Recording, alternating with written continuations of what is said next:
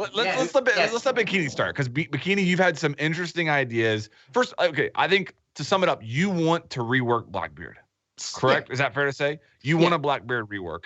So why do you want a Blackbeard rework? What are your ideas? Go ahead, lead us in here. Oh wow. Okay. Well, I mean, I think it's safe to say that a lot of Blackbeard is someone who frustrates a lot of people. Is that? Yes. Like, totally. He has a very unfun mechanic. He doesn't really bring any utility to the team. He's only really there to like win a gunfight by countering good aim because he blocks headshots. It's an anti-skill shield because most people have, good crosshair placement, aiming for the head. Like, he counters that. He counters people who have that. And so, I don't know. I've never really been a fan of Blackbeard. Obviously, I don't. But and I just felt like now that they might be more prone to like rework operators a lot more, like from the ground up. Like, obviously, they still want to keep their identity and sort of like the play style that's behind them. They don't want to just give them a new gadget completely. So I felt like, maybe Blackbeard is like one of the good options for a rework. I actually found some stats from the ban rate from Shifting Tides, and he's actually the second most banned operator, next to Jackal having 70%, and Blackbeard sitting at, I think it's 25%, 24, 25.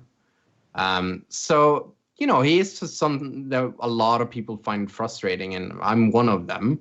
I don't think he's fun to play against, and I also don't find him fun to play as. Exactly. Because there's a lot of like, sort of like a desync where you're looking, are you actually protecting your head? But at the same time, we don't want to make him more consistent. So it's one of those where it's like, it's not fun to play as, and it's not really fun to play against. When you set the ban rate, was that for Shifting Sides? Yeah. So I actually have both. I think is that overall in game? Because surely it's not like platinum and lower. It's platinum and above. I have the picture here if you want it. Really? Yeah. So the ban rates, top 10 attack operators, season 4. So Shifting Tides. Jackal at 70%. Blackbeard 24%. Thatcher 21%. Monty 18. Maverick 15. Nomad 14. Thermite 7. Kali 7. No ban 6%. And Bana at 5%. Yeah, I did. Yeah, but that just goes to show how serious. So that's surprising. But I think the Jackal ban in there. I mean, we've talked about that before on the podcast as well. I think that ban is interesting because you sent me the picture yesterday as well of the win deltas, and Blackbeard is the second highest win delta, I think. Correct? Yeah, with a very low pick rate. Like his pick rate is fairly he's down there. He has 51% win rate with a 11 or 12% pick rate. Presence, but yes. Yeah. I said the wrong thing there. But Finka is above him, and we talked about that when we talked about Rook and Duck, and like how sometimes it's difficult to figure out like why certain operators are in certain levels. Like you have to have a shit ton of information to justify why that. Like Finka, for example, why is she the highest win rate operator, and why is Capital so far down when, I mean, he's one of the most banned in competitive, right? Because of how good he is at zoning certain sites out. But then things change when stuff goes solo queue by a lot, and things change a lot when they're in, like, just the difference from Plat 3 to Plat 1 or Plat 1 to Diamond, things change a lot there as well. One thing that I know we both agree on, which is like people are going to think it's insane. I would rather play against old Blackbeard than Blackbeard as he is now. Yeah. I don't think Blackbeard is broken. I don't think he necessarily needs a nerf. I think there's a lot of things you can do when you hear the Mach 17 and you can slow peek. You'll always break the shield first. I don't feel like I'm less afraid of facing a Blackbeard than Sophia, for example. But I would rather know when I hear the Mach 17 that it's an unbreakable shield that is 100% hanging on a window. Because if you look at Consulate and he's hanging on the double windows by B, I know exactly what's happening in that round. Blackbeard's hanging there. Someone is covering yellow run out. Someone is going to be on the balcony covering that. One person is droning, and one person is going to try and enter bathroom, for example. So now I know the flow of the whole game, but then I can ignore dealing with the windows because the Blackbeard isn't going to jump in, because then he's going to get C4'd because they have too many people dedicated to covering him and all of that stuff, right? Yep. So things become a little bit predictable, and then I can deal with it. And I know that if I challenge an 800 HP Blackbeard, I made a mistake. I should not have done that. But now you're kind of itching. You're like, oh, maybe I should peek. It's only 60 HP or 50 HP. I can probably do it. Yeah. And then when you die, it feels frustrating as fuck.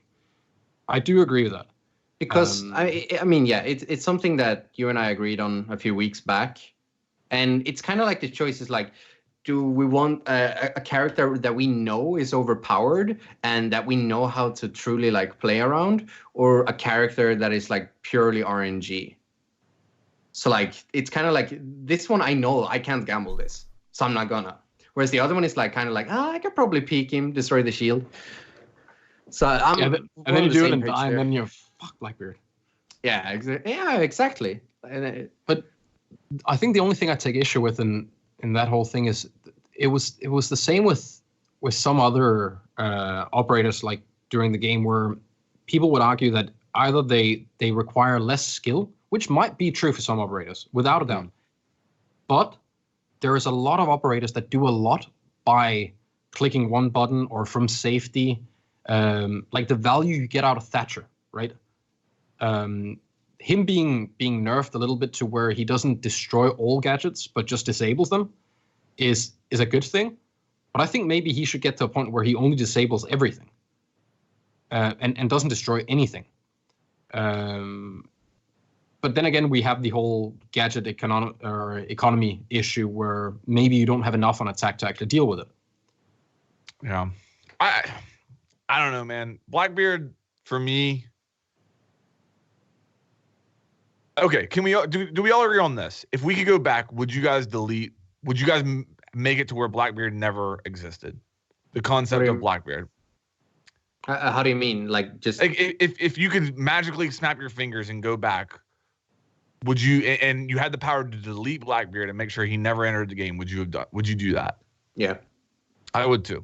If I could replace him, absolutely. I think the devs would as well, personally. Yeah, I mean, he was made before the game came out, before they truly like quite understood how people were going to play the game, and he came out season 2. Still, like by that point, people haven't really figured out how the game is like played, and how much this sort of like how the game is played, basically, yes. Right? Like, he was in launch trailers as well. Yeah. He was, yeah. They would probably like. I wouldn't be surprised if they want to rework him as well. It's more of like, what kind of priority is he? There are probably a lot of other operators that want to rework before him. I would put him pretty high. Yeah, same. Honestly, I would. And, I mean, he has a high ban rate, so like, it's the frustration factor more than the over or OP factor. Yeah, because I will agree, it's super frustrating to play against. But I don't think he gives your team a better chance of winning. He clearly does. Not if we're playing. The pros would exploit him. If he was OP, the pros would be playing him. I think it's important to distinguish ranked play from pro play here, though. Yeah, and even like if we talk frustration, I don't care how frustrating something is in comp play at all. I care how frustrating it is in everything else, because that's where people play to enjoy. Comp play is play to win. Yeah. And I'm sorry for whoever's going to be offended by that, but that's really the way I see it. Comp play is about finding out who's the best. Everything else is about having fun. But the problem I have, so let's say we removed, he never existed. There would have been so many other operators that would instantly take his place as the next one to the lead. Blitz, Monty. I don't know, man. Like, there's nobody who can have. Do you remember Recruit Shield? What's that? Do you remember Recruit Shield? That was many times stronger than Blackbeard ever was. 3-speed Recruit Shield, 25 bullets. With the 5.7. Oh yeah, sorry, 2-2. Like with the 5.7. He was played in damn near every scrim in the time he was broken. Some people even played 2 shields. it was the worst thing you could fight because you could quick drop your shield, right? Oh, yeah. So you could basically spam. I have a few clips of it from old school where there was no way you killed a shield player. Elation from Dead Flamers back then was probably the best at doing that. You could not shoot them. It was not possible. You could C4 them because C4s killed shields back then. So that changed it a little bit. But it meant that you had to run the same amount of C4s as they had recruit shields, or you had no chance. They were so strong that when you had aimbotters on the other team, you went 5 recruit shield and you probably won. Yep. The counter argument I would give though is that they've clearly fixed that.